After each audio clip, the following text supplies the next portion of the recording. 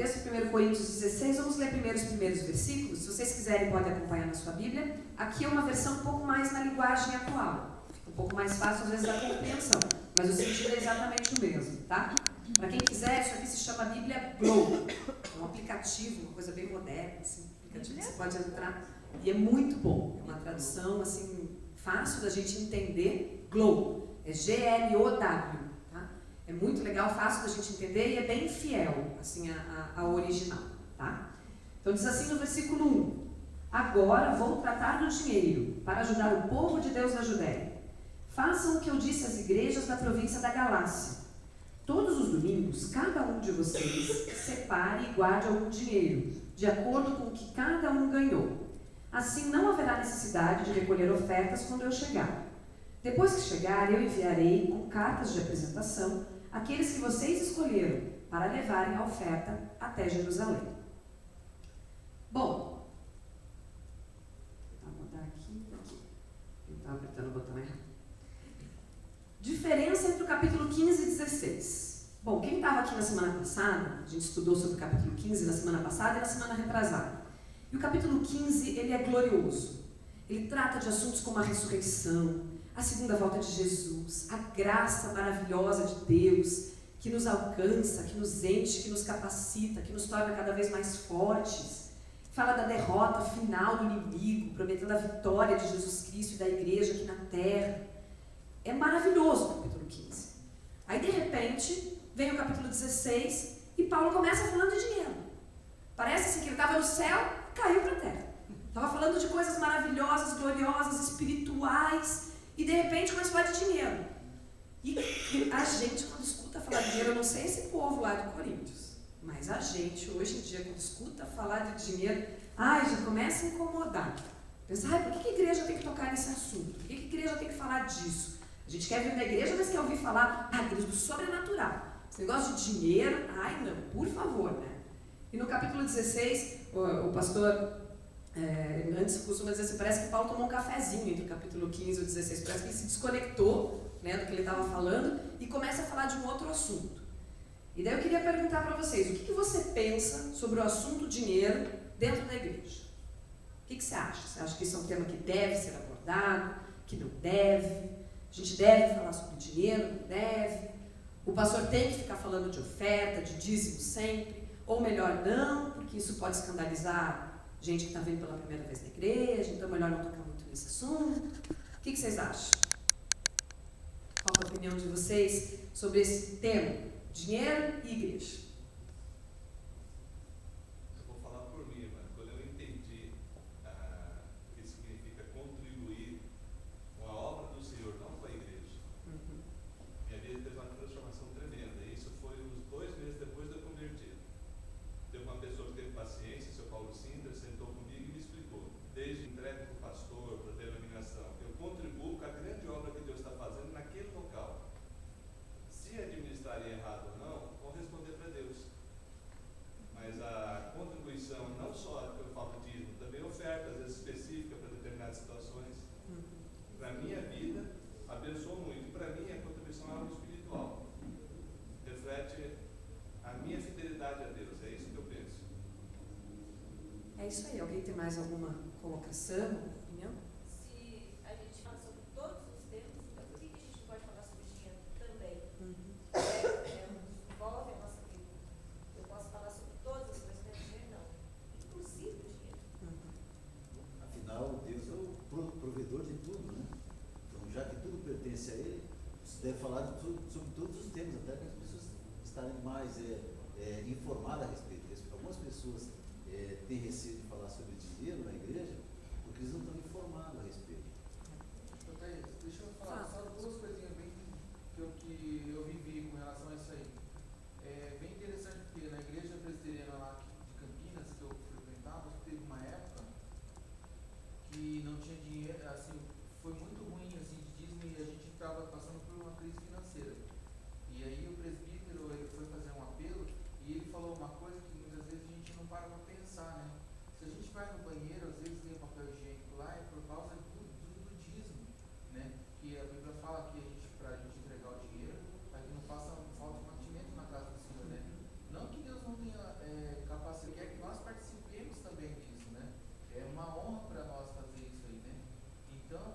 ele também colocou uma outra situação que se você for num clube, por exemplo, você tem que pagar para entrar lá, né?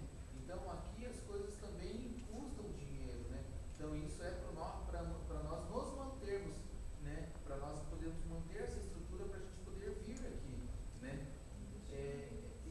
Então, e aí uma outra coisa que aí já uma experiência minha já, que eu usei essa parte do dízimo para pregar o evangelho para o meu gerente, que ele é ateu, né? E ele foi tirar um sarro de mim assim, então quer dizer que você entrega o dízimo lá? Ele falou assim, entrego sim. E lá a gente faz isso, aquilo com o dinheiro, tal, e eles não roubam. Ele falou assim, olha, pode até estar roubando, mas não é o meu problema esse aí. E aí eu falei assim, mas daí expliquei para ele um pouco o que é a igreja presbiteriana nesse sentido. Eu não falei de outras porque não congrego em outras, né? Mas falei da maneira, da seriedade como nós trabalhamos o dinheiro também, né? E isso, como ele é muito dinheirista, ele é gerente, então ele controla custos, seria um excelente tesoureiro, falei para ele, né? Até falei assim, nossa, se você fosse lá, você seria um excelente tesoureiro, porque lá é do jeito que você gosta, tudo preto no branco, né? Então, a gente conhecer também a maneira como a nossa igreja, aí falando da instituição presbiteriana, né? Eu não gosto muito de falar da instituição presbiteriana, eu prefiro falar de Deus, mas conhecendo Nesse caso é importante. nesse caso foi importante. Então, conhecendo a instituição presbiteriana, para nós que somos cristãos aqui, fica às vezes até mais fácil de falar, não, mas o dinheiro lá passa por assim, assado, são tantas pessoas que cuidam, lá nada é feito assim ao vento, se tem que fazer alguma coisa, tem que ter assembleia para resolver o que vai ser feito, né? Então isso é interessante, né? Eu verdade. penso também, né? Eu gostaria de ler um texto, Malaquias 3,8, roubará o homem a Deus, todavia vós me roubais e dizeis, em que te roubamos? Nos dízimos e nas ofertas. Com maldição sois amaldiçoados. Então falar de dinheiro, falar de dízimo, é falar de bênção. Exatamente. É tirar a maldição daquele que não está dando. Exatamente. Na verdade, estamos dando, devolvendo o Senhor que pertence a Deus. Que é o conceito do mordomo, né? Pertence a Deus. Ele nos deixou aqui cuidando, administrando tudo isso, mas não nos pertence. Pertence a Deus. É isso, gente. Apesar de ser... Pode falar, Renate. É tão importante falar do dinheiro na igreja, né? Dentro da coisa, que a Bíblia cita 2.350 versículos fala sobre o dinheiro. Então, Na verdade, assim, dentro inclusive de uma forma de pensar, de uma forma de se comunicar na época que Paulo escreveu essa carta, normalmente a ênfase de uma pregação ela é no final. O judeu fazia isso, quando ele organizava o que ele ia escrever, a ênfase ele deixava para o final. E a gente vê Paulo terminando de falar da graça, e o que é a graça? Algo que você não é um favor imerecido, você não paga nada por ela. E ele termina de falar da graça, mas fala de dinheiro. Fala assim, ok, Jesus te salvou, é de graça, Deus te capacita, é de graça, Deus te dá salvação, é de graça, mas sabe esse dinheirinho que você tem no bolso? Separa uma parte para os irmãos lá de Jerusalém.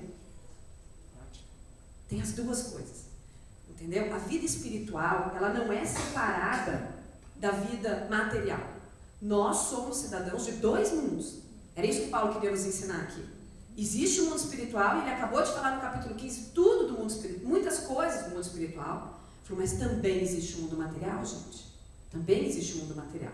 E nós precisamos, no versículo 16, ele não fala só sobre dinheiro, ele começa falando de dinheiro, mas ele vai tratar de 3 temas: dinheiro, oportunidades e pessoas. 3 coisas práticas que Deus nos deu para cuidar. Oportunidades no sentido de administrar o seu tempo. Ele está falando de dinheiro, de tempo e de relacionamento pessoal, de pessoas. Vamos ver como que ele trata desses assuntos. Primeira coisa, a preocupação com os pobres. Do versículo 1 até o versículo 4, que foi o que a gente leu, Paulo está falando de uma oferta, ele não está falando de dízimo aqui, ele está falando de oferta, para atender os pobres da igreja de Jerusalém. O que estava acontecendo em Jerusalém? Lá em Atos, eles contam para nós que essa época, toda a região da Judéia viveu uma grande fome. Não é especificado por quê, se foi uma seca, se foi uma catástrofe natural, se foi um problema econômico, mas enfim, fica claro que toda a Judéia passava por um período de escassez muito grande. Inclusive, depois da morte de Estevão, Lembra que foi apedrejado, inclusive Paulo estava lá. Depois da morte de Estevão, começou uma grande perseguição dos cristãos em Jerusalém. Então, muitos cristãos tinham que abandonar tudo. Ele tinha ali seu trabalho, ele tinha sua casa, mas ele tinha que viver escondido a partir daquele momento para não ser preso. Então, ele tinha que abandonar o trabalho, ele tinha que sair da casa onde ele morava, morar na casa de algum parente, de algum amigo, se esconder em algum lugar. Então, existiam muitas pessoas em Jerusalém, muitos cristãos em Jerusalém, passando necessidades. E era disso que Paulo estava comunicando para os gregos lá de Corinto. O princípio que Paulo estava ensinando para essa igreja é que os cristãos devem dar para outras pessoas. Esse é o princípio de Deus. Nós devemos doar, nós devemos dar para outras pessoas. Deus quer usar a igreja, Deus quer usar os cristãos para abençoar outras pessoas. Como o Carlos bem falou, Deus tem poder para fazer as coisas aparecerem do nada? Tem. Ele é um Deus criador, ele tem poder para isso. Mas ele não quer fazer dessa forma. Ele quer usar a igreja para abençoar outras pessoas. A evangelização e a ação social andam juntas. Na obra de Paulo está muito claro. Ele sempre foi anunciar, ele sempre foi pregar, mas ele sempre fez ações sociais juntamente com isso.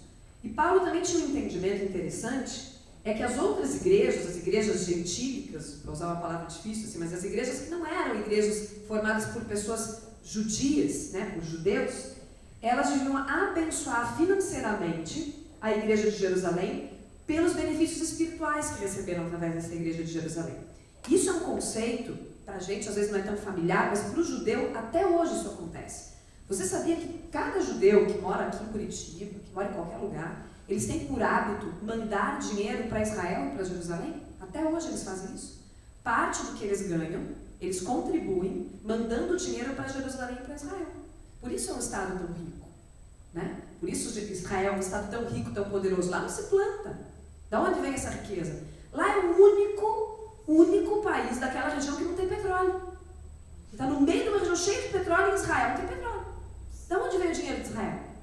Os judeus do mundo inteiro se mobilizam e mandam recursos para lá. Até hoje. Até hoje. Então Paulo estava querendo dizer assim, vocês receberam bênçãos espirituais de lá. Sejam gratos. Manifestem sua gratidão. Manifestem, sejam fiéis ao que eles fizeram por vocês. Eles estão sofrendo perseguição, eles estão passando fome, eles abandonaram, foi de lá, foi de Jerusalém que saíram os apóstolos para pregar. Manifestem essa gratidão agora, socorrendo a eles nesse momento de dificuldade. Os princípios básicos de dar, que Paulo nos ensina aqui. Em primeiro lugar, o cristão deve dar também para pessoas que não fazem parte da sua comunidade. Então não era para os gregos ajudarem os gregos, os judeus ajudarem os judeus, e cada um ajudar só a sua panelinha, só seu grupinho, só sua família, só seus amigos. Ajude também pessoas que não estão do teu lado. O ditado, assim, que os olhos não veem e o coração não sente, não se aplica aos cristãos. Não se aplica aqui. Você não está vendo, eles não tinham notícia, não tinha internet, não tinha jornal, não tinha telefone, não tinha nada disso. Eles não estavam convivendo com os irmãos de Jerusalém. Mas Paulo conta para eles o que Jerusalém estava vivendo e diz, vocês ajudem eles que estão lá. Vocês que estão em situação melhor, ajudem os que estão em situação mais difícil. A igreja não deve viver só para si mesma. O egoísmo é um sintoma de mundanismo. É um sintoma de que a igreja não está em sintonia com Deus quando ela começa a ficar muito egoísta e olhar só para si mesma. Divulgue, em segundo lugar, divulgue as necessidades de maneira clara e precisa. Não fique com vergonha de dizer o que você está precisando. Não fique... Paulo foi muito claro e falou, em Jerusalém eles estão passando por dificuldade. Se organizem e contribuam com a igreja de Jerusalém. E às vezes a gente tem medo de falar de dinheiro na igreja. Aqui a gente falou alguns conceitos muito bons, mas às vezes é um assunto desconfortável, quando a igreja tem que vir falar que precisa de algum recurso, algumas pessoas se constrangem. Paulo está nos ensinando aqui, seja claro, existe, o cristianismo prega esse amor que compartilha, que é solidário, e não o orgulho que quer encobrir as necessidades por vergonha de expor o que está vivendo, o que está passando. Por fim, ofertar era uma obrigação cristã. Do mesmo jeito que a igreja, que orar, que ler a Bíblia, que ser fiel a Deus, que ser fiel à esposa, ofertar é uma obrigação tanto quanto qualquer uma outra. Né? E é mais bem-aventurado dar do que receber. Que bom que Deus está te chamando para dar. Pior se estivesse na situação de precisar receber. Glória a Deus, que Deus está tocando no teu coração e pedindo para você doar. Porque podia ser o contrário, e você podia estar passando uma necessidade tão grande que você ia ter que estar orando para Deus mobilizar alguém para doar para você. Né? Então vamos ser gratos a Deus porque temos o que doar. Outra coisa, dar é um ato de adoração a Deus. Devemos vir ao culto preparados para contribuir. Paulo fala assim, pôr a parte em casa, no versículo 2. Lá na tua casa você separa o dinheiro. É isso que Paulo está dizendo aqui. Venha preparado para isso. Faça isso durante o culto. Faça isso na igreja. Ele fala que era para fazer no domingo, que era o dia que eles iam à igreja, que eles cultuavam. Faz parte do culto dar. Dar é adorar a Deus também. Oferta não é esmola. É um sacrifício agradável a Deus. Isso é um ponto interessante, gente. Porque a gente vem de uma cultura, nós nascemos num país cristão, e a gente convive com o dar e com a igreja pedindo dinheiro desde muito cedo. E às vezes a gente faz isso no automático. Você abre a carteira, tem lá R$1, R$2, você pega aquele dinheiro, vem na frente, dá. Tipo assim, tá, fiz minha parte. Gente, ofertar para Deus não é dar esmola. Deus não é um mendigo de mão estendida pedindo, por favor, dá um dinheirinho, me ajuda, por favor. Aí você olha essas moedinhas que estão sobrando, pega as moedinhas que estão sobrando e dá para aliviar a tua consciência. Ofertar não é isso. Paulo aqui não estava falando disso. Ofertar é um ato de gratidão a Deus. É você mostrar onde está teu coração. Não vamos deixar o momento da oferta, que a gente tem todo domingo aqui na nossa igreja, virar um momento mecânico, onde você faz isso por desencargo de consciência, onde você faz isso sem se importar com o que você está fazendo, sem pensar no que você está fazendo. Vem, pega o dinheiro e pronto. Paulo faz um incentivo para eles a uma contribuição sistemática. Observe que Paulo fala assim, todos os domingos, a cada domingo, separa na sua casa um recurso e traga para a igreja de Jerusalém. E aí quando eu chegar aí, vocês não vão precisar pedir oferta, porque a hora que eu chegar, o recurso já vai estar pronto, separado, guardadinho. E eu vou escrever umas cartas, vocês separem algumas pessoas honestas, pessoas que sejam destacadas aí dentro de vocês, para levar o dinheiro lá para Jerusalém. Paulo está dando um método para eles. Paulo está falando de um sistema. Paulo não está falando de dar sobras para Deus. Paulo está falando de separar um recurso toda semana, com um fim, com um objetivo específico. E por que ele está falando isso? Porque às vezes, se a gente não é sistemático, a gente não faz. A gente acaba fazendo isso. Domingo, a hora que o pastor começa a falar de oferta, você abre a carteira, aí você vai olhar o que tem. Ah, tem R$2, tem R$5, tem R$10. Ai, meu Deus, quando só tem 20, quando só tem 50, o que eu faço da vida? Dou os 50, eu fico quieto aqui. Fala, ai, Jesus, só tem sim uma nota de 50. Ai, o que eu faço? Ai, não, vou ficar aqui, 50 é muito. Isso é ofertar a Deus? Que Paulo está falando de algo sistemático. Sabe que sugestão ele está dando na prática? Combina com ela. Quanto que a gente pode contribuir de oferta? Não estou falando de dízimo aqui. Dízimo é outro assunto lá de Malaquias, que já leu. Oferta. De oferta, quanto que a gente vai dar por mês? R$20, R$50, 100, 200? Quanto você puder. Quanto? Combina antes. Todo mês nós vamos contribuir com R$50 na igreja. É a nossa oferta fora o dízimo. R$50 do meu dinheiro vai para a igreja. Aí tá bom, um domingo você dá 5, no outro você dá 10, no outro você dá 20, vai fazendo suas contas até que chegue a 50. Porque você colocou esse propósito dentro do teu coração. Entendeu? Aí você não está esmolando, aí você não está dando da sobra, aí você está fazendo de uma forma sistemática. Era isso que Paulo estava ensinando para eles. Se esperarmos sobrar, nunca vamos contribuir. Será que não é isso? Se você for esperar sobrar, e outra, você quer dar para Deus a tua sobra? É isso? O que será que você vai receber de Deus se você der a sua sobra? O resto? Aquilo que está ali, que você não usa. Que, tá, sobrou. Ah, esse mês sobrou, eu dou. Ah, Deus, esse mês estou muito apertado, estou negativo no banco, sobrou nada. Esse mês não vou dar oferta. Até o dízimo fica para a próxima, tá? Porque está negativo lá no banco, não sobrou. Paulo está falando de uma inversão de prioridades. Não espere sobrar para dar. Dê primeiro. E como diz lá em Malaquias, faça prova de mim. Se eu não vou abrir as janelas dos céus para abençoar vocês. Eu vou contar para vocês uma experiência que eu tive no início da minha vida profissional. Sobre oferta. Que Deus me ensinou como lidar com isso. É uma experiência forte.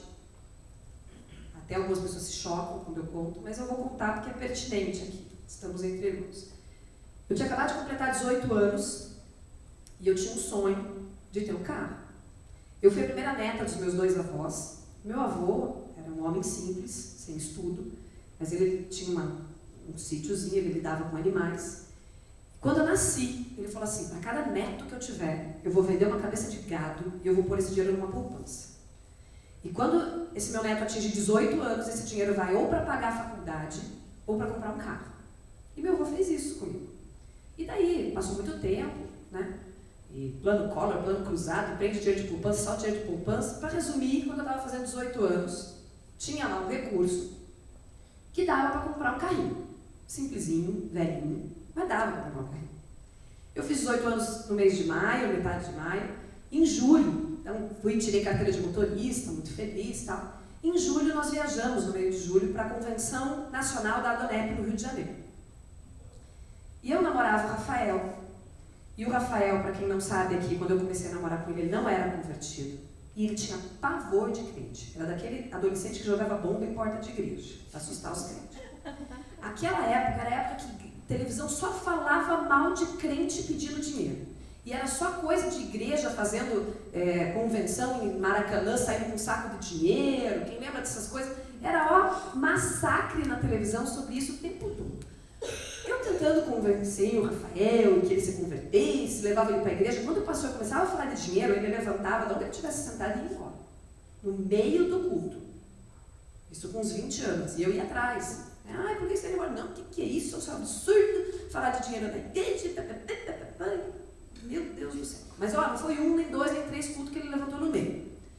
A minha mãe queria tanto que ele se convertesse, que daí ela não dirigia muito, ela convidava ele para levar ela à noite na igreja, voltar dirigindo, porque era um homem, para não ir sozinho, para ele ficar lá na porta da igreja ouvindo. Ele não entrava, ele ficava lá no carro. O pastor gritava tanto no microfone que ele ouvia lá do carro e ficava bravo, porque o pastor estava falando lá no carro. Era assim. Mas graças a Deus se converteu, foi uma bênção, mas estava vivendo um processo de conversão ainda. Essa área de dinheiro Deus ainda estava trabalhando, era uma área delicada. Mas ele foi comigo para essa convenção da Adonep. E eu muito feliz na convenção. Lá na convenção eu comprei chaveiro para o meu carro, porque eu ia voltar para Curitiba comprar meu carro. Tinha passado no vestibular, na federal, então não precisava dar dinheiro para pagar a minha faculdade. Podia comprar meu carrinho. Comprei chaveiro, comprei adesivo, Deus é fiel, aquelas coisas, tudo feliz, contente que eu comprei meu carro. Tá? Ia comprar meu carro. Aí eu estou lá no último dia da convenção. Eu tinha 18 anos, dinheiro curto, dinheiro que tinha, dava assim, para o almoço daquele dia, o jantar daquele dia. Deu. Era isso que eu tinha na carteira. Aliás, em moeda não tinha nada, só tinha um cartão de débito, mas dava, porque eu tinha na conta, dava para pagar o almoço, o jantar, e acabou o dia seguinte, tinha que voltar para Curitiba comer na casa do pai.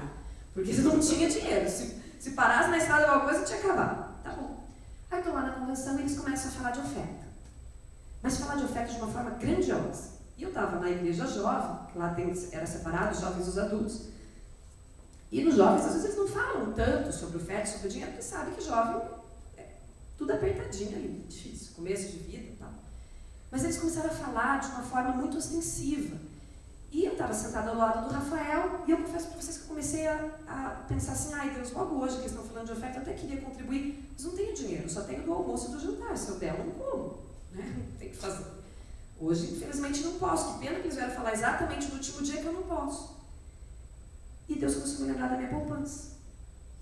Eu falei assim, é mesmo, minha poupança. Mas já dei o dízimo da poupança. E começou dentro do meu coração assim, não é o dízimo que eu quero. Estou te lembrando que você tem dinheiro para dar. Você quer dar? Você tem. Aquilo começou a me esfriar a espinha. Assim. Ai, Jesus, como assim? Não era uma voz, não era nada, era um sentimento dentro de mim. Eu sei dizer para vocês que aquele pessoal da oferta parou de falar de oferta. Foi embora, começou a vir o pregador, começou a pregar, eu não ouvia nada do que o homem estava falando. Eu só pensava, minha poupança, eu tenho dinheiro para dar. Se eu quiser dar, eu tenho dinheiro para dar. Tem minha poupança, tem minha poupança. Aí eu pensei assim, quanto que é para dar, Deus, da poupança? Eu sentia assim, para dar tudo. Eu falava, como assim dar tudo? É um carro, Deus. Simplesinho, velhinho, usadinho, assim, mas é um carro. E eu pensava, tudo. Eu falei, tá. Aí eu arrumei uma solução para mim. Eu falei assim, tá bom, Deus, vou fazer uma prova do Senhor. Se o senhor quiser que eu dê minha poupança, o senhor convence o Rafael. Eu pensava, nunca, ele não aceita dar 10 contos na igreja. De oferta ali na frente, imagina, né, que ele vai aceitar. Mas lá o homem estava pedindo oferta e falou assim, tem que haver concordância entre o casal. Eu era a namorada dele, mas eu joguei o problema para Deus. Falei assim, Você convence o Rafael. Se o Rafael concordar, eu dou o dinheiro da poupança. Orei, fiz a oração sincera. Estou falando aqui meio em tom de brincadeira, mas foi uma oração sincera. Deus, se o senhor quiser que eu dê a poupança, eu dou. O senhor convence o Rafael que eu dou. Eu virei para o Rafael, ele olhou para mim e falou assim: Thaís, eu não sei o que você vai me perguntar, mas a resposta é tudo. Eu falei assim: Rafael, Deus pediu para eu dar minha poupança. Ele sabia o dinheiro que eu tinha lá, ele sabia que eu ia comprar um carro, ele sabia de tudo isso. Ele olhou para mim e falou assim: então dá tudo. Você, tudo. Eu falei: amém. Eu levantei dali, eu fui no telefone público, não tinha celular naquela época, fui no telefone público. Liguei para o banco porque estava vencendo os juros da poupança naquela semana, eu não sabia direito quanto tinha. Eu falei: se Deus mandou dar tudo, eu vou dar no centavo. Tudo. Liguei para o banco, vi o saldo, peguei o cheque e preenchi. Já tinha terminado a oferta, fui lá atrás, tipo um diácono, se alguém que organizava, falei assim: eu tenho uma oferta para dar aqui. Tenho uma oferta para dar, um envelope. E dei. Eu dei o valor de um carro com 18 anos. E era tudo que eu tinha. Eu trabalhava, eu ganhava um salário mínimo trabalhando. Eu tinha passado uma faculdade à noite, eu trabalhava o dia inteiro, cursava a faculdade à noite, tinha que pegar um ônibus para ir e um ônibus para voltar. Do trabalho e da faculdade. Sabe o que aconteceu, irmãos, quando eu voltei? Eu peguei o ônibus. Eu não ganhei o carro. Peguei o ônibus. Peguei o ônibus todo dia. Para ir trabalhar, para voltar do trabalho, para chegar na faculdade, para voltar da faculdade. Eu ia de ônibus, sabendo que eu tinha obedecido à ordem de Deus. Amém. E eu peguei o ônibus feliz. Depois de alguns meses, eu lá no ponto de ônibus, passo uma amiga assim de carro.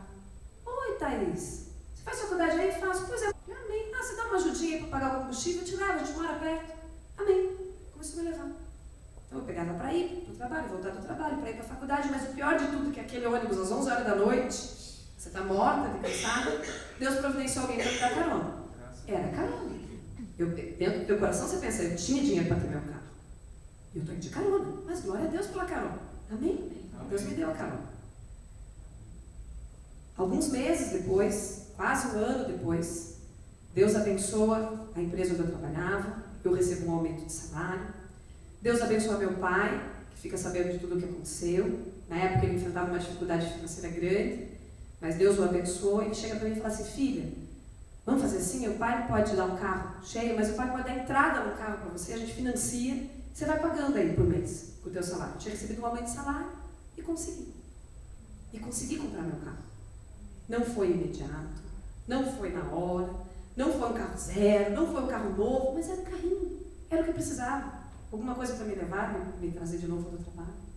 Mas o mais importante dessa experiência é que Deus me ensinou aonde devia estar o meu coração. A mim e ao meu esposo. E a partir desse momento começou uma transformação nas nossas vidas, não só na parte financeira, mas principalmente na parte espiritual. E hoje, quando eu conto para vocês que o Rafael é isso, talvez vocês nem acreditem, porque vocês vêm daqui, presbítero, orando, falando de oferta, falando de contribuição. Talvez vocês nem saibam de tudo isso, né?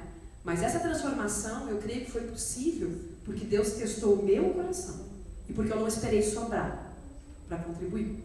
Eu contribuí o que era de mais importante para mim. Era uma oferta familiar, era um plano do meu avô quando eu nasci, há quase 20 anos antes do que tudo isso tinha acontecido. E eu tive desprendimento de plantar. Não foi fácil.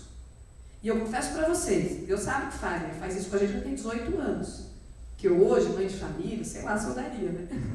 Mas tem umas responsabilidades na vida, você já tem medo. Graças a Deus, Deus me ensinou isso lá com 18 anos.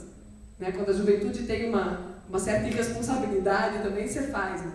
Confesso para vocês, não sei se hoje faria tudo isso. Mas glória a Deus, porque Deus tem nos ensinado. Né? Talvez não faça hoje esse valor, mas Deus me ensinou isso. E o dízimo e oferta é uma coisa que sempre fez parte da minha vida, de lá para cá. Sempre fez, tanto em momentos difíceis financeiros, como em momentos onde tinha bênção financeira. Tá bom? Vamos continuar aqui no estudo. A contribuição deve ser proporcional. Lá Paulo fala que era para contribuir conforme a sua prosperidade. Ou seja, quem ganha mais deve dar mais. Era isso que Paulo estava falando. Então é proporcional, é para ser justo, não é para sangrar ninguém, não é para ninguém sair, fazer dívida no banco para dar oferta na igreja. Não é disso que Paulo está falando. Está falando, cada um dá o que pode dar, conforme a sua prosperidade. Tá? Alguém está isento de contribuir? Ah, eu sou muito pobre. Ah, eu ganho muito pouco. Ah, eu não tenho dinheiro. Ah, eu estou muito endividado. Ah, eu não posso. Alguém está isento? Não. Ele está falando conforme a sua prosperidade. Ou seja, todos devem contribuir. Porque não é só o dinheiro também, né? Às vezes a gente não contribui com dinheiro, não tem dinheiro, mas tem uma coisa para fazer e você não faz. Exatamente. Não é só o dinheiro que a gente pode É isso aí. contribuir. É. Porque às vezes, naquele momento, não é nem o dinheiro, é a tua contribuição de É. fazer alguma coisa. É o teu trabalho, é o teu amor, é o teu coração, é a tua disposição. Exatamente. É isso aí. Um cristão de coração aberto não pode manter a mão fechada. Né? A contribuição é uma graça e não um peso para você carregar. Se nós apreciamos a graça de Deus para conosco, teremos alegria em expressar essa mesma graça através da oferta. Quando você entende que tudo que Deus te deu foi de graça, você não fica se apegando às coisas que você tem. Né? Você sabe que Deus pode te dar de novo. Oportunidades. A partir do versículo 5, ele para de falar tão especificamente de dinheiro e começa a falar sobre o uso do tempo, que é outra coisa que Deus nos deu para usarmos. Paulo era cuidadoso com o uso do tempo. Lá em Efésios ele fala sobre isso. Matar o tempo é uma das principais atividades da nossa sociedade moderna, não é? Tanta coisa para passar tempo hoje em dia, meu Deus do céu, esse Facebook, na hora que você vê, você está horas lá em cima desse negócio. Né?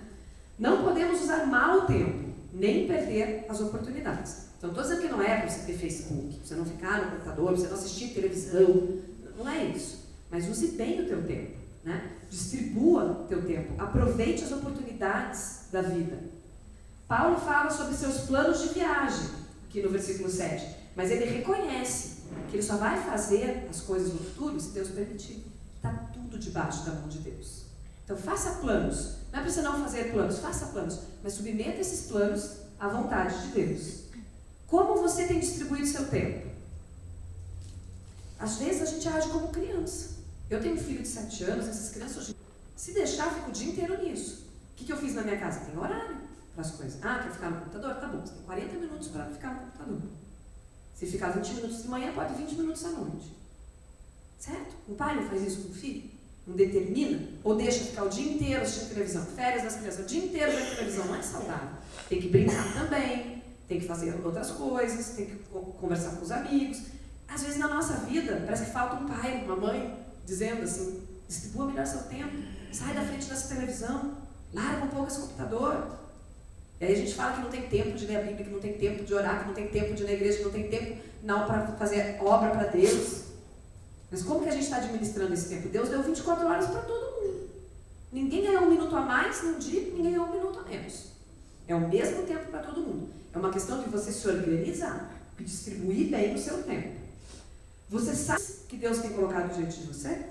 Porque se você não distribui bem o seu tempo, não administra bem o seu tempo, oportunidades vão passar por você desapercebidas.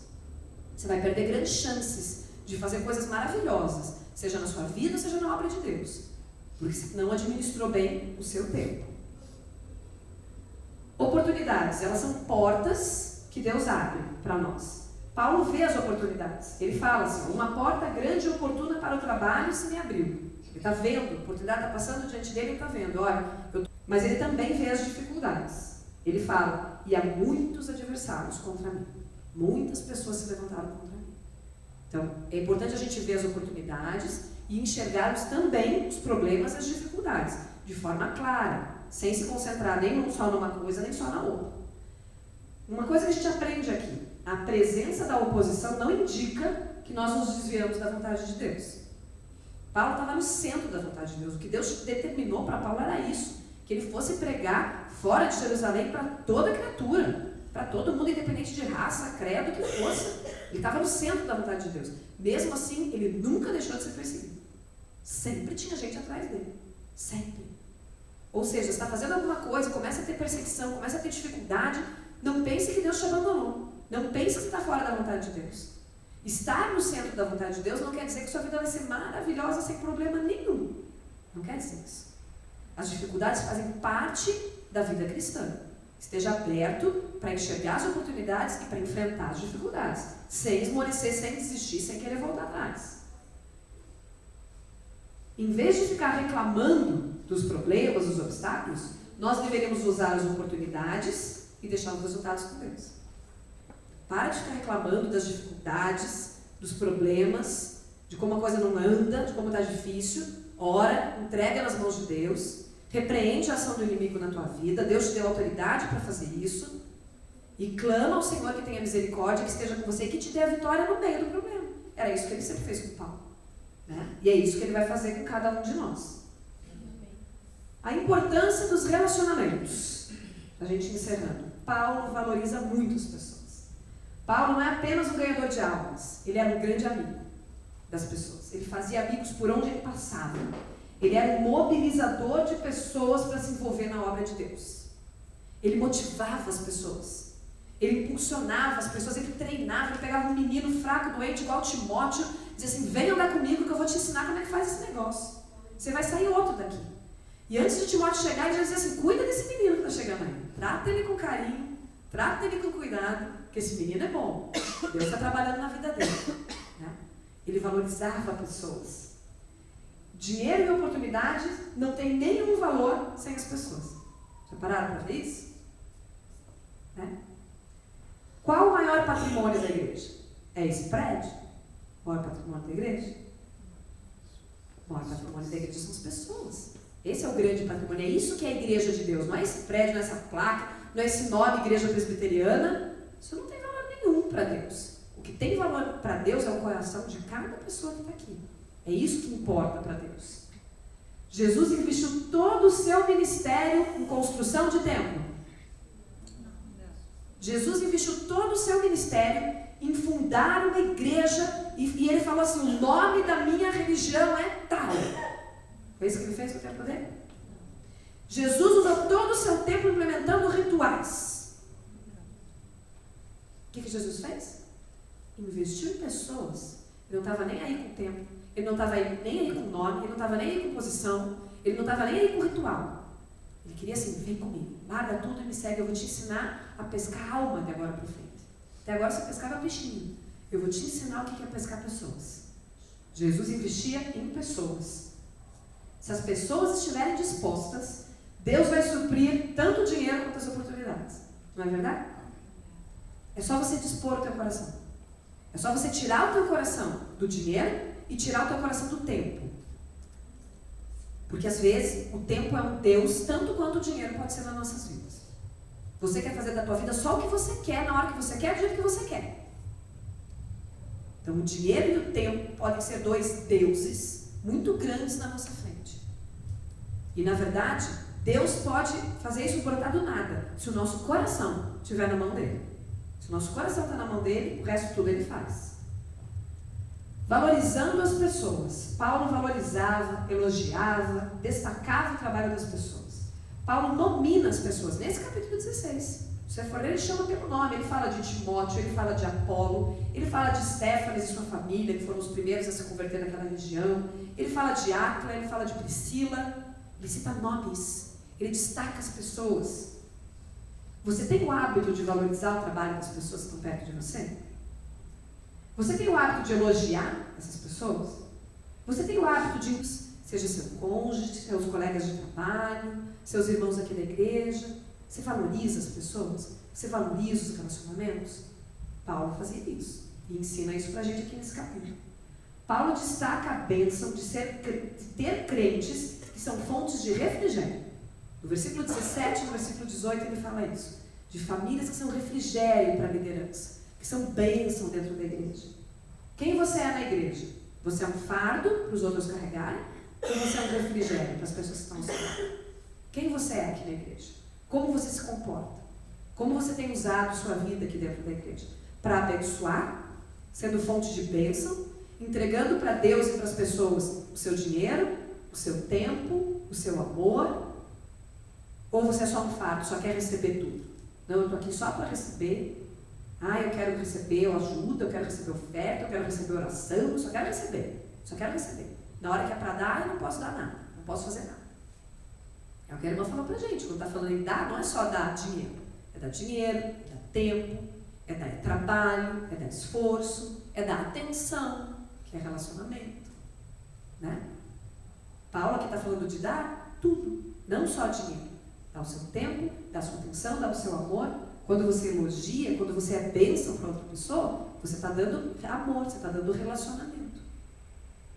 Para concluir, gente, a oferta não é o resultado da abundância do que temos no bolso, mas é a generosidade do nosso coração. Então, a oferta que você dá para Deus não é do que está sobrando, é da tua generosidade. Deus quer saber onde está teu coração. Está nessa nota de 50 aí na tua carteira? Você acha que é essa nota de 50 que vai te sustentar? Você acha que é essa nota de 50 que vai te livrar? Você é louco. A Bíblia diz assim, louco. Aquele que olhou para os seus celeiros e falou assim, agora eu estou rico, agora eu vou comer, vou beber, vou fartar, vou viajar, agora eu vou aproveitar a vida. Aquela noite pedir a alma dele. Jesus fala para a gente. Aquela noite pedir a alma dele. Você acha que a tua segurança está no dinheiro? Você acha que a tua segurança está nas oportunidades que apareceram na sua vida? É isso? Ai, não, porque agora, olha, o meu emprego que é uma bênção, isso aí agora vai. Você acha que é isso? A gente não conhece o dia de amanhã. Aonde está o teu coração? É ali que está a tua riqueza, diz a Bíblia. Né?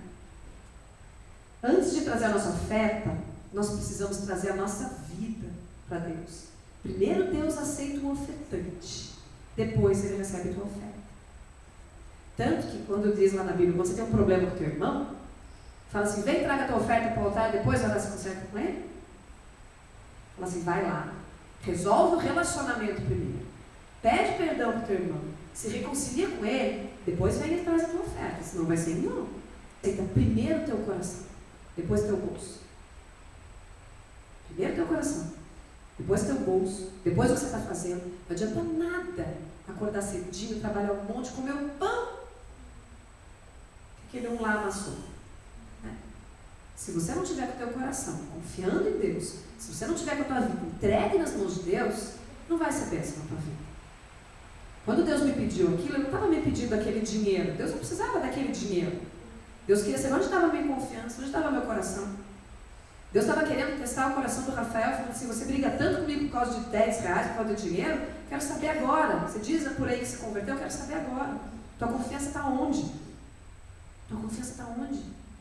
Então, primeiro, entrega para Deus o teu coração. Entrega teu tempo, entrega teu amor, entrega os relacionamentos que você tem com as pessoas. Depois, faz tua oferta. Mas não usa isso como desculpinha, não. Como eu fiz lá para Deus. Mas convence o Rafael que daí eu dou. Né? Não usa isso de desculpinha, não, porque Deus sabe bem onde está teu coração. De Deus não se zomba. A Deus a gente não engana. Ele conhece o nosso índice de barganha com Deus. Essas coisas que, infelizmente, a gente ouve muitas igrejas falando. Dá que daí Deus vai te dar. Né? Se você der esperando receber de Deus, acabou. Não é isso. Deus não vai se vender por causa dos mil-réis que tem na tua carteira, não. É muito pouco isso para Deus. O que compadece Deus é teu coração. Onde está a tua confiança? Né? Deus quer pessoas que trabalhem e que estejam dispostas a dar o seu melhor. É isso, gente. É dar o teu melhor. Não é o quanto. Não é o quanto. É o seu melhor. Por isso que Jesus falou que aquela viúva que deu as 2 moedinhas tinha dado muito mais do que aquele fariseu que tinha enchido aquela caixa de moedas. Porque é o coração. Dá o teu melhor. É isso que Deus quer de você. Ele deu o melhor dele por você. Ele mandou o filho dele para vir aqui na terra, como ser humano, morrer por nós. Ele abriu mão do que era mais importante por nós. E nós temos que abrir mão do que é mais importante para nós, para Deus. É isso que Ele quer. Devemos sempre perguntar quais são as oportunidades que Deus está nos dando hoje. Quais oportunidades Deus está te dando hoje? Oportunidade de contribuir na obra dele, oportunidade de trabalhar na obra dele, oportunidade de transmitir o amor dele para outras pessoas. Que oportunidades Deus está te dando hoje? Você está sabendo aproveitar essas oportunidades? Com que senso de direção? Essa eu acho que é a grande lição que Paulo deixa para finalizar essa carta aos Coríntios, para os gregos lá na época. E é a grande lição que fica para nós até hoje. Como a gente está aproveitando as oportunidades que Deus coloca diante de nós. E como nós vamos conciliar tanto a vida espiritual, os valores espirituais, com os valores terrenos. Uma coisa está diretamente ligada com a outra. Elas não se dissociam. Nem os valores terrenos, nem os valores espirituais. Deus quer usar cada um de nós aonde Ele nos colocou. Ele te colocou aí não é por acaso, não. Não é por acaso que você nasceu nessa família, não é por acaso que você congrega nessa igreja, não é por acaso que você mora no bairro onde você mora e trabalha na empresa onde você trabalha. Deus tem o propósito de te usar ali. Eu estou aqui, me usa. Me usa. A Bíblia diz que essa área é muito grande, mas poucas pessoas estão se dispondo a trabalhar. Que nós possamos ser as pessoas que estão se dispondo a trabalhar cada vez mais na obra de Deus. Amém. Glória a Deus pelo que o pastor falou aqui pra gente. A gente tem visto bênçãos acontecer ao nosso redor. Que a gente não deixe essas bênçãos só passar pelas pessoas que estão do nosso lado, né? Que elas passem pela gente também. Amém. Bênção de cura, de prosperidade, financeira, emocional, relacionamento. Que elas passem por cada um de nós. Amém? Amém. Vamos orar, irmãos? Vamos ficar em pé agora? Finalizar.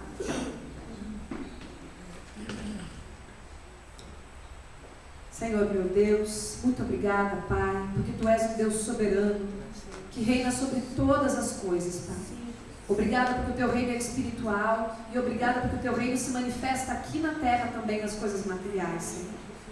Pai, nos ajude a termos esse discernimento, nos ajude a renovarmos a nossa mente, Senhor, a estarmos sempre firmes em Ti e nos conceitos bíblicos a respeito de como lidarmos com as coisas aqui na terra, Senhor. Que o nosso coração esteja sempre diante de Ti. Não nos permita, Senhor, colocarmos diante de Ti outros deuses, seja o dinheiro, seja os relacionamentos pessoais, ou seja o tempo, Senhor. Que nós possamos subordinar a Ti todas essas coisas. Que nada, Senhor, seja maior do que a Tua presença em nossas vidas. Nos ajude, Senhor, nos dê forças para enfrentarmos as provas que muitas vezes o Senhor coloca diante de nós para nos testarmos. Que nós possamos ser aprovados, Senhor, com louvor, com sucesso diante de Ti. Que nós possamos aceitar tanto os benefícios da graça, como entendermos o que Tu queres que nós façamos com essa graça que o Senhor nos deu, Pai Santo. Abençoe cada pessoa que está aqui. Que nós possamos aprender a Te cultuar como Tu queres ser cultuado, através de um culto racional, Senhor, junto com os nossos irmãos, subordinando toda a nossa vida a Ti, Senhor. Que nós possamos entender tudo que o Senhor quis nos ensinar hoje aqui através da Tua palavra, Senhor. Que isso possa estar fixado dentro dos nossos corações. E principalmente, que isso gere frutos na nossa vida e na vida dos que estão ao nosso redor. Nos guarde, nos proteja, coloque os Teus anjos ao nosso redor, nos levando em segurança para a nossa casa e nos trazendo hoje à noite aqui para Te cultuarmos novamente. Em nome de Jesus, amém. Amém.